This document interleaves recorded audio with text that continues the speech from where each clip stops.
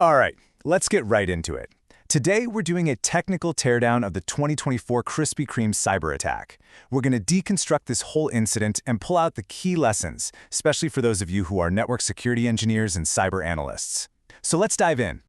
So on one hand, you've got this brand that everybody knows, everybody loves. On the other, you have a really sophisticated and ruthless threat actor. This whole incident is just a perfect case study of how these massive, non-tech brands have become absolute gold mines for attackers looking for data. Yeah, because what the attackers served up wasn't donuts. It was a breach, fresh daily, that absolutely crippled their digital operations and exposed a staggering amount of sensitive information. Okay, so here's our game plan. We'll start with an overview of the incident itself. Then, we're going to profile the threat actor, this group called Play Ransomware. From there, we'll deconstruct the attack, figure out the blast radius, and wrap up with the response and the takeaways that really matter for us as defenders. So let's start with the basics. What exactly happened and when did it all go down? So the clock starts ticking on November 29, 2024. That's when Krispy Kreme's own team spotted some unauthorized activity. By December 11th, things were bad enough that they had to go public about operational disruptions. And later that month, well, they refused to pay the ransom, so the attackers did what they promised and leaked the stolen data. But get this, it took until May of the next year for the internal investigation to wrap up, and the full, jaw-dropping scope of the breach wasn't confirmed until June 20. That's a long, painful timeline. Okay, now let's put a name to the adversary. Who exactly is Play Ransomware? To really get what Play is about, you have to understand their signature move, double extortion.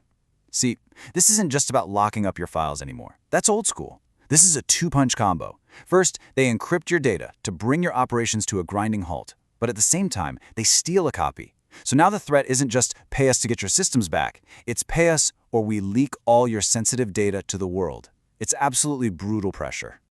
So this is their playbook. They've been around since mid-2022, and they use a dark web leak site as their personal wall of shame to pressure victims.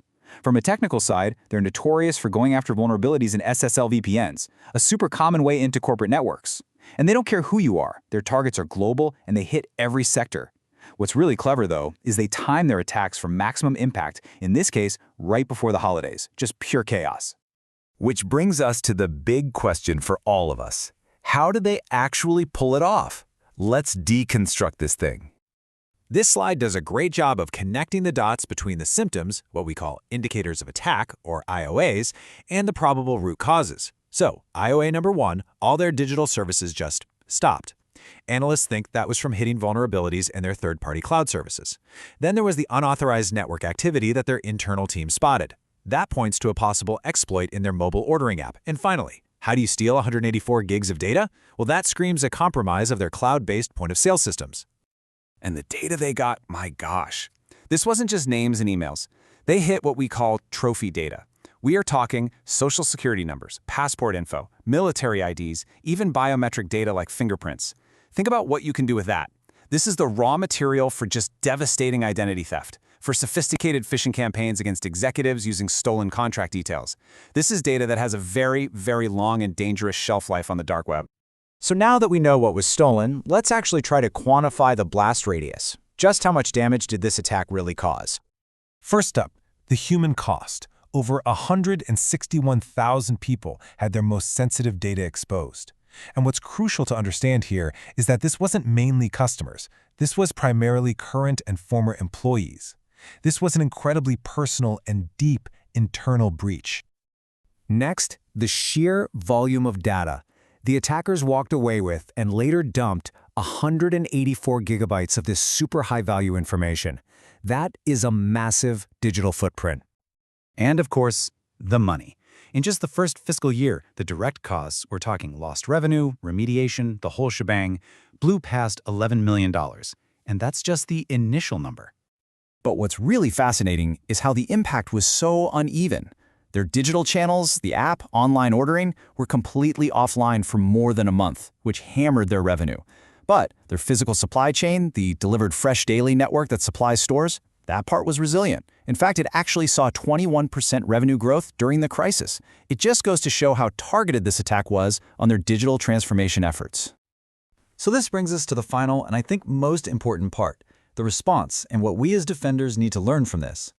You know, from a pure incident response perspective, Krispy Kreme's actions were solid, very by the book. They brought in outside experts for containment right away. They called federal law enforcement. They smartly focused on keeping their physical operations running, and they did the right thing by notifying every single one of those 161,000 people and offering credit monitoring. But here's the thing. Even with a good response, the risk is far from over. And this quote from Ryan Scherstavatov at Security Scorecard absolutely nails it. All that stolen data, corporate contracts, vendor info, can now be used to launch follow-on attacks against their entire supply chain. The initial breach might be contained, but the threat has now spread. It's metastasized. Okay, let's distill this down into 4 key lessons for us. 1. Digital transformation is also attack surface expansion. Krispy Kreme's mobile app and cloud POS systems created new doors for attackers that their defenses just couldn't keep up with. 2. You have to vet and monitor your third-party vendors. The attack likely came through a cloud service, proving your security is only as strong as your partners. 3. Ransomware crews are hunting big, non-tech brands. A company like Krispy Kreme is the perfect target, a household name with a ton of data, but not the security of a Google or a Microsoft. And finally, your IR plan and your cyber insurance policy are not optional. They are critical buffers. Krispy Kreme's ability to keep its wholesale business running saved them from total collapse. And that leaves us with one final, pretty uncomfortable question we need to ask ourselves and our own organizations. As we're all racing to innovate and digitize everything, is our digital transformation starting to outpace our defense?